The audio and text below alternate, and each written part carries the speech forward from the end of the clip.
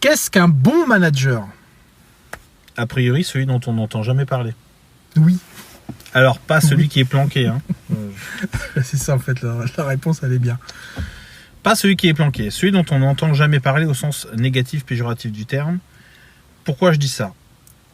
Si on part du principe que le manager, dans son organisation, a pour rôle de structurer, organiser, optimiser et maintenir la répétabilité de la performance, ça sous-entend qu'en amont, il prévient les risques, prend les dispositions et donc, a priori, on n'entend jamais parler de ce sujet-là parce que ce qui doit être fait est fait en temps et en heure.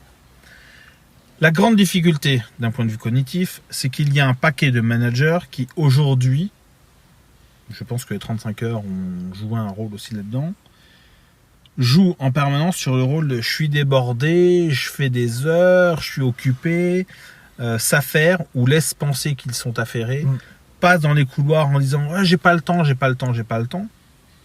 Sauf que quand on prend le temps de regarder le job qui est fait et comment il est fait, bien souvent, ce que l'on découvre, c'est qu'en fait le manager 1 ne fait pas son job, 2 n'a pas optimisé et 3, le pire, génère de manière indirecte les problèmes pour lesquels il va passer son temps à courir après pour essayer de les régler.